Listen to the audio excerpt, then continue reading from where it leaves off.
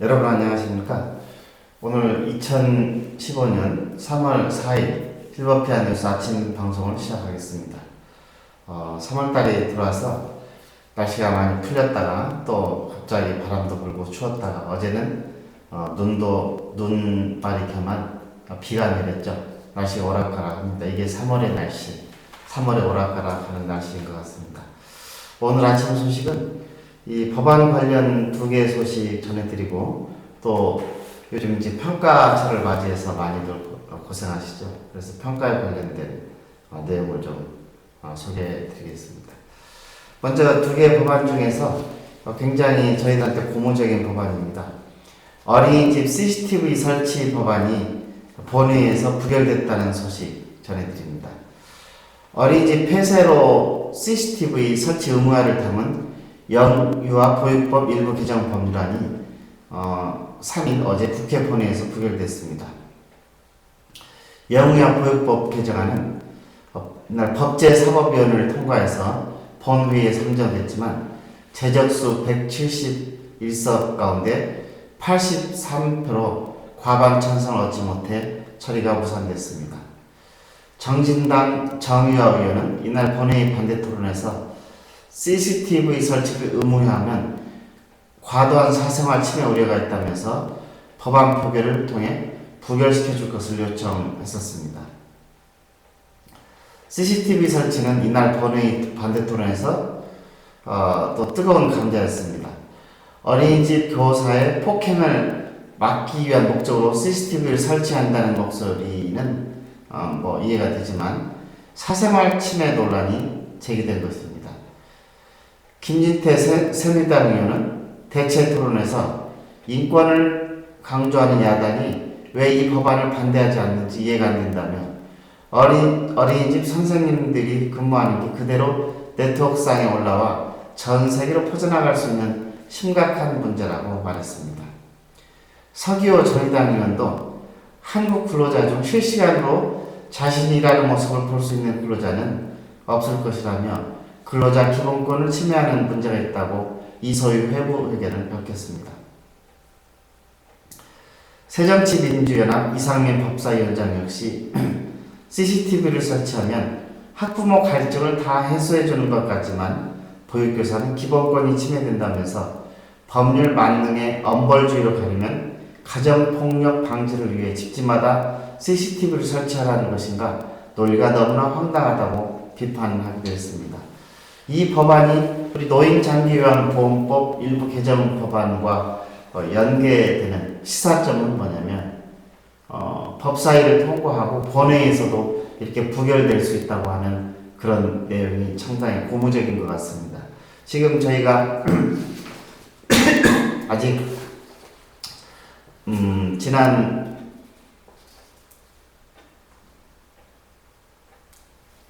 아직 2월 23일이었죠. 2월 23일 법사에 올라가지는 않았습니다. 언제 또 법사에 부결 상정될지 모릅니다. 이게 법사위에서 계속 부결되고 폐기되는 게 맞지만은 예를 들어서 본회의에서도 이 법안이 부결될 수 있다고 하는 것이죠. 그래서 지난번에 제가 한번 1%의 가능성만 있다면 우리가 마지막까지 한번 법안 폐기를 위해서 개정법안 폐기를 위해서 노력을 해야 된다라고 말씀을 드린 적이 있었는데 이게 하나의 실사례 같습니다.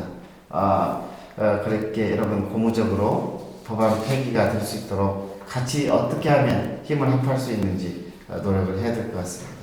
또 다른 법은 김영란법입니다. 어제 김영란법은 국회 본회의를 통과를 했습니다. 어제 아침 뉴스에 보내드린 대로 그래서 이제 3일 오후 국회 법사위를 통과한 김영란법 부정청탁 및 금품 등 수수의 금지에 관한 법률안이죠. 본회의에서 제적 247인, 찬성 226인, 반대 4인, 기권 17로 가결되었습니다. 이 법안은 사실은 이 깨끗한 사회, 부패 방지 등을 명분으로 부정청탁 및 금품수수의 금지에 관한 법률안 이 정치권이 비판 여론에 떠밀려서 법안을 졸속 처리하는 바람에 부작용이 속출될 것이라는 우려도 나오고 있습니다. 그런데 이 법안은 사실 2012년도에 만들어져서 지금 3년, 거의 한 3년간을 표류를 하다가 이번에 통과됐습니다. 법안이 표류된 이유는 위헌 소지가 있다고 하는 것이 가장 큰 사유죠. 그래서 노인장기요양법, 이것도 위헌 소지가 있다고 하는 것을 잘 나타낼 때 의미가 있을 것 같습니다. 이 법안에서는 국회 법사위 법률제정 심사 과정에서 사립학교 이사장과 이사도 적용 대상으로 포함된다라고 하는 것입니다. 그래서 이 법사위가 어떤 내용도 수정할 수 있다고 하는 것을 보여주는 두 번째 사례가 되는 것 같습니다. 이 김영란법 통과에 대해서 아직도 그 위헌 소지가 있다고 하는 것이 풀리지 않았기 때문에 기대와 우려가 교차되고 있습니다.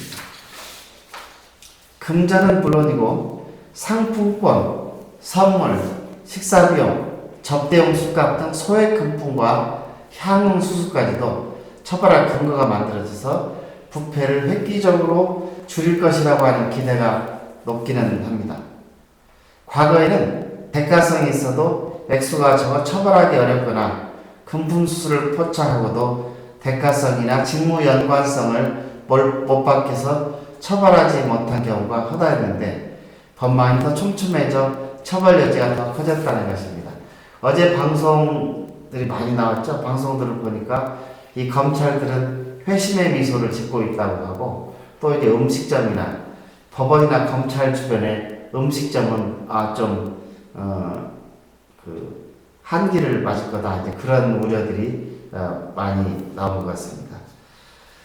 그래서 일단 통과가 됐기 때문에 이렇게 변명이지만은 우리가 생각해야 될 두 가지 시사점은 노인장기요양보험법도 장기간 체류할 수 있다고 하는 시사점, 그리고 지금 많은 분들이 위헌 소송을 내는 그런 케이스가 생길 수 있는 항목이다 하는 그런 얘기입니다. 그래서 실제 위헌 소송이 나올지 그런 건 잘 모르겠습니다. 요즘 위헌 소송 내서 판결에 선고 받은 게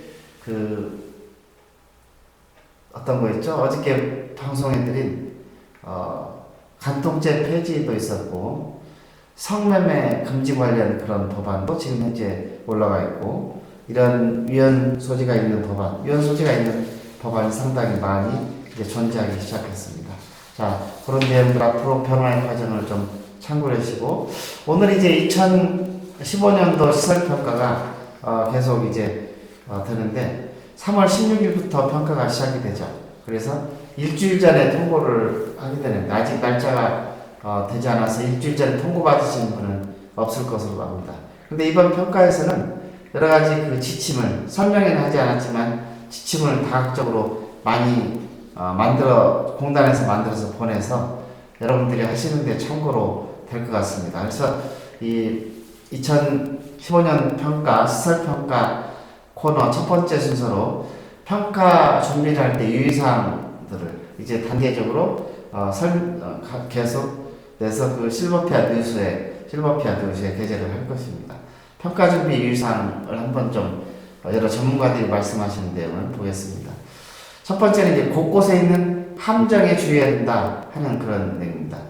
이번 평가의 특징은 전체 평가 지표가 2013년도에 비해서 2013년 98개였죠. 이번에 88개로 줄어들었다. 그래서 굉장히 좋아하시는 분들이 많은데, 그 대신 줄어들긴 했지만 각 항목별로 충실도와 함께 기관별 실적에 적합하게 자료가 준비되어야 한다는 까다로움이 존재하고, 또 세밀한 부분을 지정을 합니다. 98개에서 88개로 줄어들면서 많이 그것을 더 세밀하고 더 자세하게 보는 부분이 있어서 A등급을 위한 고득점이 쉽지 않을 것이라는 것이 이 전문가들의 의견입니다.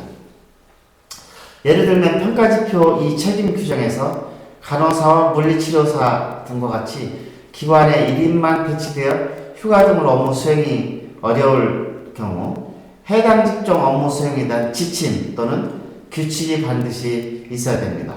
평가지표 3 운영 계획에서도 계획된 사업이 미실시되었을 경우 타당한 근거 자료를 제시하지 못하면 감점을 당할 수도 있습니다. 평가지표 6 급여 제공 지침에서도 지난 평가와 달리 성폭력 예방 및 대응 지침에 수급자와 직원 간의 상황에 대한 지침이 포함되어 있어야 합니다. 이와 같이 여러 곳에 함정이 있을 수 있으므로 평가 메뉴나 글귀 하나하나를 세밀하게 관찰하여 준비해야 할 것입니다. 두 번째는 공단에서 제공하는 장기화기관 표준 서식과 평가 서식을 최대한 활용하여 자료를 준비하는 것이 좋습니다. 2015년 평가에서는 지표별로 비교적 많은 서식을 제공하고 있습니다. 법정 서식 외에는 반드시 그 서식을 사용할 필요는 없으나 가급적 그 서식에 맞추어 작성하는 것이 바람직할 것입니다. 하지만 이미 작성되어 있는 자료를 모두 변경할 필요는 없습니다. 꼭 서식에 맞게 작성하려면 2015년 평가지침 공고일 이후부터 준비하면 좋을 것 같습니다. 세 번째는 공단이 제공하는 신구 평가지침 비교를 꼭 확인하고 무엇이 달라졌는지 관찰하는 것이 좋습니다. 2015년 평가 매뉴얼만 보면 이전 평가와 무엇이 달라졌는지 확인하고 준비해야만 합니다. 그리고 지표별 배점의 변화를 확인한 후에 득점 비중이 높은 항목부터 우선순위를 두고 작성하는 것이 요령입니다. 네 번째는 최종 수정된 평가 매뉴얼을 반드시 확인하고 공단의 Q&A 사이트를 수시로 방문하면 좋습니다. 보통 초기 발표된 평가 지침을 책자로 인쇄하여 평가를 준비하게 됩니다. 몇 가지 항목에서 기준이 다소 변경될 수 있으니 마지막 평가 지침이 발표된 날짜를 꼭 확인하고 내용을 반영하여 실수를 범하는 일이 없어야 합니다. 공단에서 기관으로 등록된 시설만 들어갈 수 있는 Q&A 사이트를 수시로 확인하여 다른 사람들이 어떤 질문을 가지고 있으며 그 답이 무엇인지 확인하는 지혜를 가져야 합니다. 다음으로 전산 프로그램을 사용하여 프로그램을 준비하는 경우 개별 아이디 및 비밀번호를 로그인할 수 있도록 해야 합니다. 다만 국가가 만들어서 제공하는 사회복지시설 정보 시스템이나 자원봉사자 관리 시스템인 1365 또는 VMS에는 적용되지 않습니다. 시연과 질문이 요구되는 평가 항목의 경우 평가일, 근무자일, 평가일 당일 근무하는 사람들에게 내용을 숙지하도록 교육이 필요합니다. 전체 직원이 다 해야 되지만 특별히 평가 당일 근무하는 직원들이 이 내용을 알 수 있도록 잘 해야 될 것 같습니다. 이번 평가에는 예년과 달리 평가자가 직원들에게 직접 시연을 요구하는 것과 질문하는 항목이 있습니다. 그렇죠? 그래서 어느 직원이 해당될지 알 수 있는 것은 아니지만 일주일 전 평가일이 통보가 오면 해당일 근무자들에게 집중 교육을 시킬 필요가 있습니다. 시연에 해당하는 항목은 소화전과 산소통 사용법, 질문은 재난상황 대응과 응급상황 대응법이 될 것입니다. 평가 지표별로 확인 자료라고 표시된 부분을 보고 또 보면서 준비해야 합니다. 2013년도 평가에 비해 평가 지표별로 확인 자료가 더욱 상세히 기술되어 있습니다. 준비될 수 있는 확인 자료는 모두 준비해야 할 것입니다. 서명과 사진, 교육 자료를 챙기는 일에 소홀히 하면 안 됩니다. 평가자 및 작성자 서명이 빠져 있는지 세밀히 살펴보고 평가 지표별로 사진이나 교육 자료를 요구하는 경우 이를 체계적으로 준비해야 합니다. 현장 확인이 필요한 부분은 체크리스트를 만들어 2중, 3중으로 점검하고 관리해야 합니다. 전기 컨센트 덮개, 유통기간 지난 식자재, 현장의 온습도계, 문턱 제거 세수대, 문턱 제거, 세수대 손잡이 등 무심코 지나칠 수 있는 부분을 자주 점검하고 관리를 해야 할 것입니다. 다음 지표 적용 기간인 평가일 또는 평가월, 평가지침 공고일 또는 평가지침 공고월 등의 단어를 제대로 이해를 하시고 이에 맞게 준비를 해야 할 것입니다. 무심코 지나서 이 감점을 당하는 사례도 허다하게 많습니다. 2013년 평가 지침과 달리 새롭게 지침이 변경된 경우 평가 지침 발표되기 전에 작성된 자료를 변경할 필요는 없습니다. 하지만 새로운 평가 지침을 적용해야 하는 날짜의 개념을 정확히 이해하는 것이 바람직할 것입니다. 그래서 평가 준비하는 이런 지표별 내용들은 계속 특집으로 저희들이 계속 중요한 사항들은 전문가 의견을 들어서 특집으로 실버피아 뉴스 방송에 보내드릴 것입니다. 환절기 감기 조심하시고 또 오늘 하루 즐거운 하루 되시길 바랍니다. 또 내일 뵙겠습니다. 오늘 방송 여기서 마치겠습니다. 감사합니다.